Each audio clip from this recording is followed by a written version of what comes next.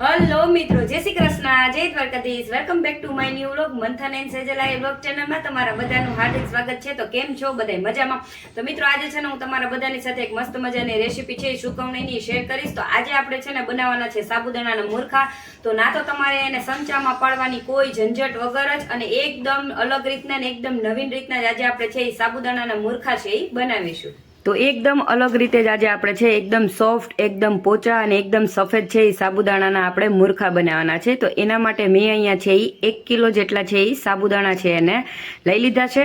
હવે આ સાબુદાણા છે એને આજે આપણે બપોરેનો ટાઈમ થઈ ગયો છે. તો આજે આપણે બપોરે આને છે એ એકદમ સરસથી ધોઈ અને આપણે આને છે એ આખો આજ બપોરથી છે એ કાલ સવાર સુધી છે આને એકદમ સરસ રીતના ધોઈ સાફ કરી અને અહીંયા સાબુદાણા ડૂબે એનાથી થોડુંક ઉપર પાણી રાખી અને આપણે આને પલાળી અને રાખી દેશું. તો હવે બીજો દિવસ સવાર થઈ ગઈ છે અને આપણે જોઈ લો આ તપેલાની અંદર આપણે સાબુદાણાને છે એકદમ સરસ રીતના કાલે બપોરે છે એ સાફ કરી અને પલાળી અને રાખી દીધા હતા. તો તમે જોઈ શકો છો આપણા સાબુદાણા છે એકદમ સરસ રીતના પલળી ગયા છે. જો તમે આ રીતના સાબુદાણાના મુરખા બનાવશો ને તો તમારા સાબુદાણાના મુરખા છે ને એકદમ પોચા અને એકદમ સરસ છે એ બનશે. તો હવે આપણે આને આ જ રીતના છે એ ઢાંકી દેશું અને આપણે 1 કિલો સાબુદાણા છે એને પલાળેલા હતા મુરખા બનાવવા માટે. તો એની સામે અહીંયા આપણે છે એ 1.5 કિલો જેટલા બટેટા લઈ લીધા છે. તમે આ રીતના પરફેક્ટ માપ સાથે છે એ 1 કિલો સાબુદાણા અને 1.5 કિલો બટેટા લેશો ને તો તમારા સાબુદાણાના મુરખા છે એ એકદમ સરસ રીતના છે એ બનશે. તો હવે આપણા સાબુદાણાને અત્યારે ઢાંકી અને રાખી દેશું અને આપણે આ 1.5 કિલો બટેટા છે એને આપણે પહેલા બાફી લેશું. તો આપણે કુકરમાં આ રીતના બટેટાના છે એ 2 પીસમાં છે આ રીતના કટ કરી લીધા એટલે જલ્દીથી છે એ બફાઈ જાય. તો હવે આપણે આ બટેટાને 3 થી 4 વિસલ છે એ વગાડી લેશું. સાબુદાણાના મુરખા બનાવવા માટે આપણે બટેટા પણ બાફી લીધા છે અને આપણે આપણા સાબુદાણા છે એ પણ આખી રાત પલાળેલા છે એને લઈ અને આપણે આવી ગયા છે આપણા દેશી ચૂલે. તો આપણે ચૂલે છે એને બનાવશું ને તો એ એકદમ ઝડપથી છે આપણે સાબુદાણા ઉકળી જશે અને આપણે બટેટાનું કામ પણ એક સાથે છે એ કરતા જશું. તો ચાલો હવે આપણે ચૂલો છે એ પહેલાં પેટાવી લેશું અને બટેટા છે એની શાલ ઉતારી અને આપણે એનો માવો છે એ પણ તૈયાર કરી લેશું. જો આપણે ચૂલો અહીંયા છે એકદમ સરસથી પેટાવા છે મૂકી દીધો છે. જ્યાં સુધીમાં આપણો ચૂલો એકદમ સરસ રીતના તાપ થઈ જશે ને ત્યાં સુધીની અંદરમાં આપણે જો અહીંયા છે ને બટેટા છે એની શાલ ઉતારી લીધી છે અને હવે આપણે બટેટાનો છે એ માવો બનાવીશું. તો માવો બનાવવા માટે મેં અહીંયા છે ને આ રીતના જારો લીધો છે. આ ઘઉં ચાળવાનો કે બાજરો ચાળવાનો જારો આવે ને એ તમારે છે એ લઈ લેવાનો છે. આમાં છે ને બટેટાનો માવો એકદમ ઇઝીલી અને ખૂબ જ ઝડપથી અને એકદમ સરસ રીતના છે એ થશે. જો હવે આપણા નીચે છે આ રીતના એક બકડિયું લઈ લીધું છે અને એ રાખેલું છે. તો આપણે છે આ ઝારા ઉપર આપણા છે ને હાથ ખરાબ ન થાય ને એના માટે તમે આને હાથેથી છે આ રીતના ઝારામાં મેશ કરશો ને તો પણ કરી શકશો, પણ આપણે છે ને આ રીતના કરવાનું છે. તમે જો આ રીતના મેસર આવે આપણે ભાજીનું મેશ કરવાનું એને તમે આ રીતના કરશો ને એટલે તમારે બટેટા છે એ એકદમ સરસ રીતના છે એ મેશ છે એ થઈ જશે. જો અને આ છે ને એ સાબુદાણાના મુરખા આપણે કરશું ને તો એમાં જાતા છે એ એકદમથી હે ગઠ્ઠા પણ નહીં રહે અને કાંઈ પણ નહીં રહે. તો આપણે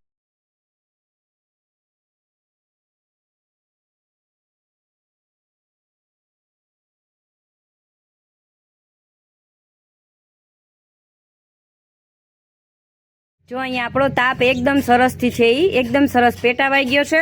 તો અહીંયા હવે આપણે આપણા સાબુદાણા છે આપણે આ જ તપેલું છે એને તેલવાળું કરી લીધું છે અથવા તો તમે કટીવાળું પણ કરી શકો છો. તો હવે આપણે આ સાબુદાણા છે એને એકદમ વધારે છે એ ઉકાળવાના નથી. તો એના માટે આપણે આમાં છે એ 6 ગ્લાસ પાણી છે એ નાખવાનું છે. તો આપણે સીધું જ છે એ સાબુદાણામાં 6 ગ્લાસ પાણી છે એ નાખી દેશું.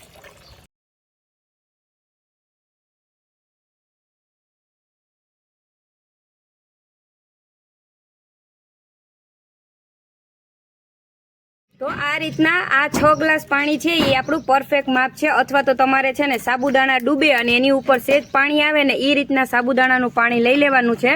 કારણ કે આપણે આ સાબુદાણા છે એને આખી રાત અને બીજે દિવસે બપોરેથી છે એ પલાળેલા છે એટલે એકદમ સરસ જલ્દીથી છે એ ઉકળી જશે અને એકદમ સરસ થઈ જશે. તો હવે આપણે આ સાબુદાણા છે એને આપણે ચૂલા ઉપર છે એ ઉકળવા માટે મૂકી દેશું. જો આપણે સાબુદાણાને છે એ ઉકળવા માટે મૂકી દીધા છે તો એમાં આપણે સાથે સાથે છે એ 2 ચમચી જેટલું નમક છે એ નાખીશું અત્યારે અને પછી છે એ આપણે ચેક કરી લેવાનું કે નમક ઓછું લાગે તો તમે આમાં નમક છે એ નાખી શકો છો. પણ અત્યારે આપણે હાલામાં 2 ચમચી જેટલું નમક છે એ નાખવાનું છે અને હવે આપણે આને આ રીતના હલાવતા રહેશું એટલે આપણા સાબુદાણા છે એ નીચે બેસે નહીં અને તાપ છે એ આપણે આ રીતના મીડિયમ જ છે એ ધીરી આંચ ઉપર રાખવાનો છે, એટલે આપણા સાબુદાણા છે એ બેસે નહીં અને આપણે એકદમ સરસથી છે એ સતત છે એ હલાવતું રહેવાનું છે.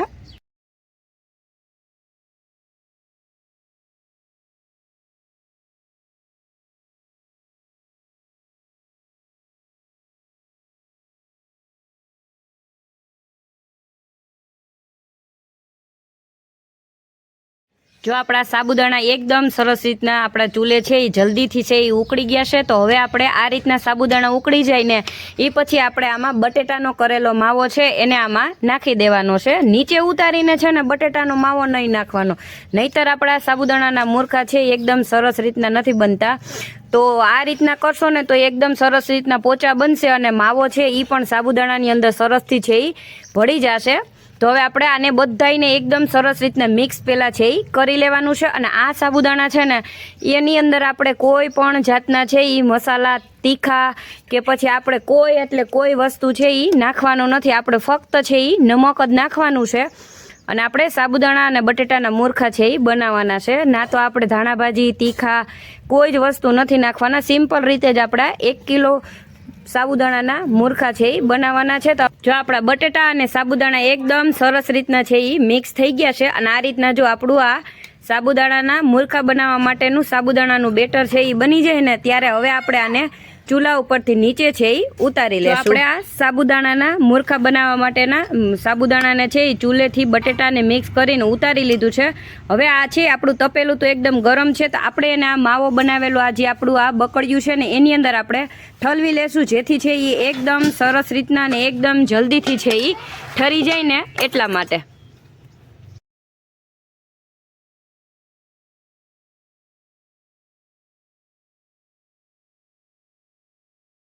જો આપણે મેળી ઉપર છે આપણા સાબુદાણાના આપણે મૂરખા બનાવવા છે તો લઈને આવી ગયા. ને આ રીતની છે ને આપણી પાસે રવાની જે કોથળી હોય ને એકદમ જાડી એ આપણે લઈ લીધી છે અને બાકી પણ આ રીતના જાડી કોથળીઓ છે એ આપણે લઈ લીધી. એટલે આપણે ફટાફટ છે એ સાબુદાણાના મૂરખા છે એ અગાસીએ સરસથી પડી જાય. તો અહીંયા આપણે આ રીતના પ્લાસ્ટિક શીટ છે આપણી એને આપણે છે એ પાથરી દીધી છે. તો આપણે આ રીતના છે ને જો મેં એક પાડ્યું છે તો આપણે આ રીતના છે ને જો પ્લાસ્ટિક શીટ ઉપર આ રીતના થોડું પ્રેસ છે એ કરતા જાઉં અને આ રીતના લાંબા આપણે સાબુદાણાના મૂરખા છે એ પાડી લેશું. જો અને હા આને છે ને સાબુદાણાના ગાંઠિયા પણ છે એ કહેવાતા હોય છે ઘણી જગ્યાએ.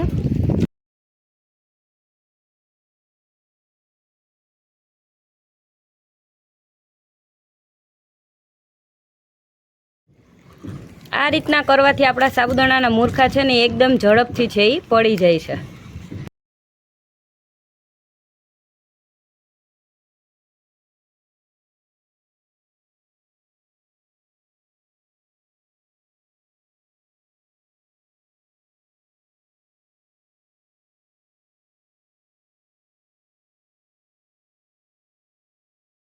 જો આપણે કોથળીથી બધા સાબુદાણાના મૂરખા છે એ પાડી લીધા છે તો સંચામાં પાડવાની ઝંઝટ વગર એકદમ ઝડપથી આ રીતના સાબુદાણાના મૂરખા છે ને એ કોઈ પણ મીઠાની કે કોઈ પણ કોથળી તમારી પાસે જાડી હોય ને એ કોથળીની અંદર તમે આ રીતના એકદમ ઇઝીલી અને ખૂબ જ ઝડપથી સાબુદાણાના મૂરખા છે એ પાડી શકો છો. તો આપણે હવે આને એકદમ સરસ રીતના છે એ અગાશીએ રાખી દીધા છે અને હવે આપણે આને સાંજ સુધી છે એકદમ સરસ સુકાવા દેશું.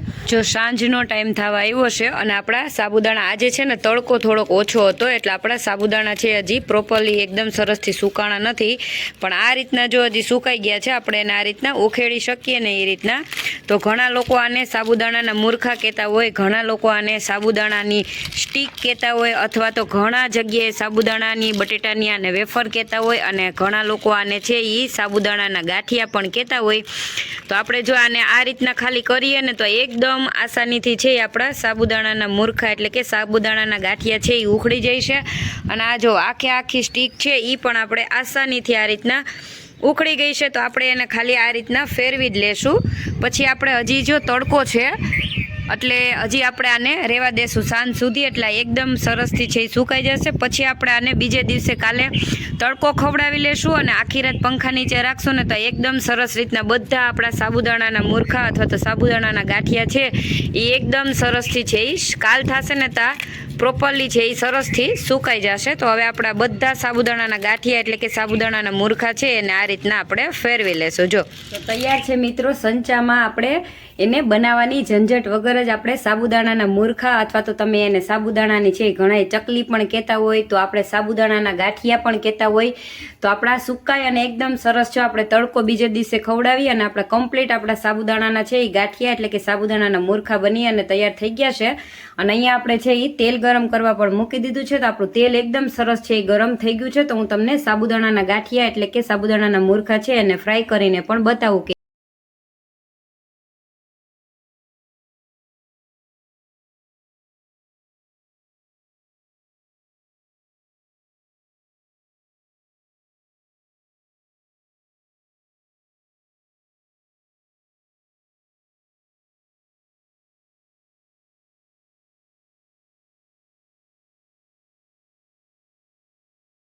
તો તૈયાર છે મિત્રો. તમારે સંચામાં પાડવાની કોઈ ઝંઝટ વગર જ આપણે સાબુદાણાના મુઠ્ઠા એટલે કે સાબુદાણાના ગાંઠિયા બનાવી અને એકદમ સરસ રીતના જો સૂકવી અને એકદમ સરસ તૈયાર કરેલા છે.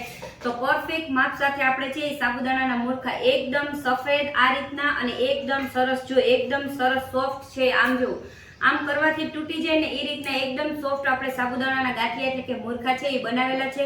તો આ સાબુદાણાના મૂરખા છે ને એને તમે આખું વર્ષ 2 થી 3 વર્ષ સુધી છે એને સ્ટોર કરીને પણ રાખી શકો છો. આખું વર્ષ તમે છે 11 વ્રત ઉપવાસમાં અને હા ઘરમાં જો નાના બાળકો હોય ને તો બહારના પડીકા આપવા એનાથી તો તમે આ રીતના સાબુદાણાના ગાંઠિયા છે એને બનાવી અને ઘરે સ્ટોર કરી અને આમાં તમે મસાલો છે ચાટ મસાલો છાંટી અને પણ બાળકોને આપી શકો છો. અને આ ખાવામાં પણ ખૂબ જ છે ટેસ્ટી અને સારા લાગે છે. તો આપણે છે ને એકદમ પરફેક્ટ માપ સાબુદાણા છે એના ગાંઠિયા પણ આ રીતના એકદમ સોફ્ટ સાચે છે. દાંત વગરના વ્યક્તિ હશે ને એ પણ છે ને તમે આસાનીથી છે એ વ્રત ઉપવાસમાં ખાઈ શકે ને એ રીતના. તો આ સાબુદાણાના ગાંઠિયા બનાવવાની રેસીપી છે એ તમને કેવી લાગી એ કમેન્ટમાં જરૂરથી જણાવજો. અને વિડીયો પસંદ આવે ને તો એને એક લાઈક અને હા તમારી એક સરસ મસ્ત મજાની છે એ કમેન્ટ છે એ જરૂરથી કરજો. અને હા ચેનલ પર નવા હો ને તો ચેનલને સબસ્ક્રાઈબ કરવાનું ભૂલતા નહીં, જેથી મારી રીતની અવનવી રેસીપીઓ છે એ તમારા સુધી પહોંચતી રહે.